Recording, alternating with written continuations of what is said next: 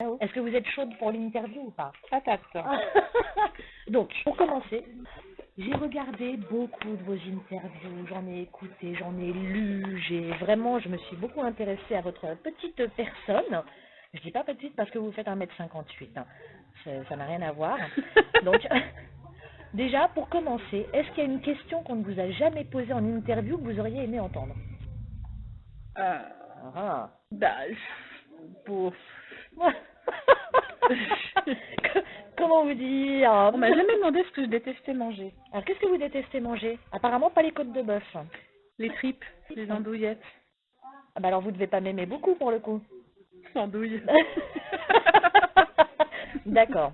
Et du coup, qu'est-ce que vous aimez manger pour faire la balance? Qu'est-ce que j'aime manger? Je crois que je me damnerais pour le poulet aux écrevisses de ma mère. C'est un appel à votre maman alors. Et je pense que je Ouais. pourrais même me lever la nuit pour en Oui. manger. D'accord. Voilà. En mode somnambule pour aller dans la cuisine de maman. Oh Pas non, du tout en flippant, quoi. mode bien éveillé.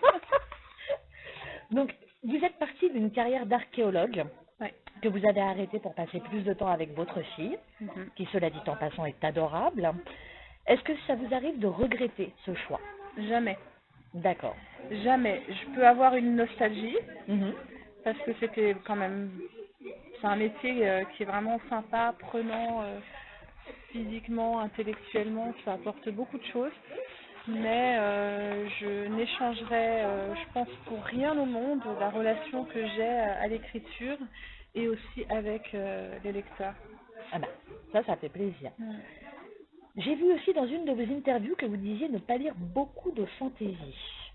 Est-ce que c'est Dire, vrai? ouais. Oui, oui, c'est carrément vrai. J'ai découvert donc la littérature fantastique très tard avec Harry Potter. J'avais 25 ans. Mhm.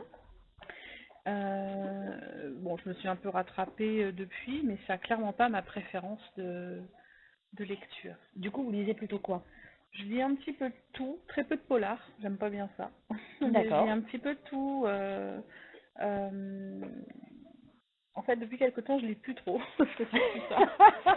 Le temps vient à manquer, comme on dit. Mais j'ai pas ni auteur fétiche, ni genre Oui. fétiche. C'est vraiment quand vous tombez sur un Oui, bouquin qui a l'air bien pour vous, tout à fait. bingo quoi, Ouais. comme on dit. Mhm. Ok. Du coup, vous vous doutez de la prochaine question. Si vous ne lisez pas beaucoup de fantaisie, pourquoi être parti sur ce genre, en tout cas pour démarrer votre carrière? Parce que j'ai été un peu chauvine. Après avoir lu les fameux Twilight, je me Mhm. suis rendu compte que les auteurs français n'étaient pas représentés dans le genre, dans les librairies. Et j'ai trouvé ça un peu dommage d'aller chercher des auteurs américains ou étrangers à foison, alors que finalement, on a quand même quelques auteurs en France. Oui. Et j'ai choisi, moi, d'écrire Les Étoiles de Nocède, un peu comme ça, en me disant, ah tiens, j'avais bien aimé ce genre d'histoire, Twilight, c'était sympa.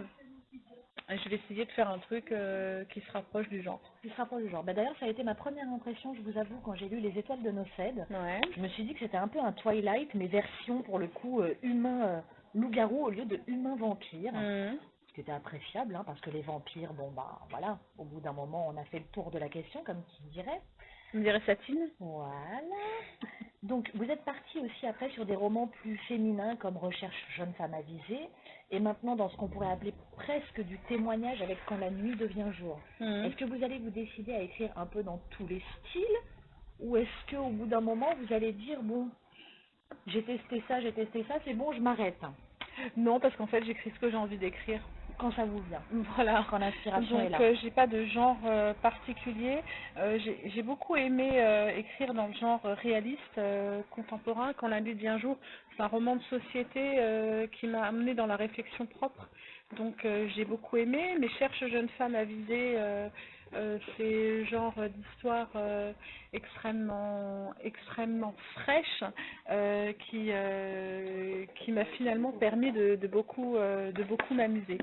Sophie, pour notre interview, qu'est-ce que vous conseilleriez aux gens qui veulent se mettre à l'écriture? Ouais. D'acheter un ordinateur. C'est bien, c'est un bon début. Déjà d'avoir vraiment envie de le faire, je pense que c'est important. De le faire avec un but en soi, pas juste essayer. Et du coup, faire preuve de persévérance, de patience. Ouais. Autant pour écrire que pour se faire relire, pour se faire publier, il faut prendre son temps. C'est important d'être bien encadré dans ces cas-là. Vous, votre famille vous a vraiment soutenu dans vos projets? Alors, d'être soutenu et encadré, c'est pas la même chose. Soutenu. Alors, on va partir sur soutenu. Soutenu, oui, soutenu par ses proches dans un premier temps, et puis encadré par des personnes qui n'hésitent pas à vous dire que ce que vous faites c'est de la merde, hein. C'est important. Parce que le problème c'est que la famille va toujours trouver ça génial. Vous êtes le petit enfant prodige, c'est tout ce que vous faites est merveilleux, c'est brillant, vous êtes la nouvelle Rowling de demain. Ouais. Et c'est pas vrai. Mais la preuve en est en tout cas que pour vous, ça l'est en tout cas à moitié. Non, alors écoutez, je vais aller vérifier mon compte en banque. Si jamais c'est le cas, je vous reverse 10%. Ah ben, je veux bien. Ma foi, comment vous dire, je suis preneuse. Non, elle a connu un succès, J.K. Rowling, c'est vrai, international à cause de la sortie cinéma. Est-ce que justement le fait que vos livres se situent à l'étranger, vous aviez un petit peu pensé peut-être à une adaptation en série ou cinématographique? Ah non, ça m'a même jamais effleuré l'esprit, Ouais. en vrai. Chère jeune femme, Alizée va être adaptée. Mais le fantastique en France, il n'y a pas de raison. Il n'y a pas de non-raison non plus. Les films Non, mais fantastiques je veux dire, marchent on n'a bien. pas une culture comme ça du film fantastique en France, donc il n'y a pas de raison. Faut contacter Luc Besson.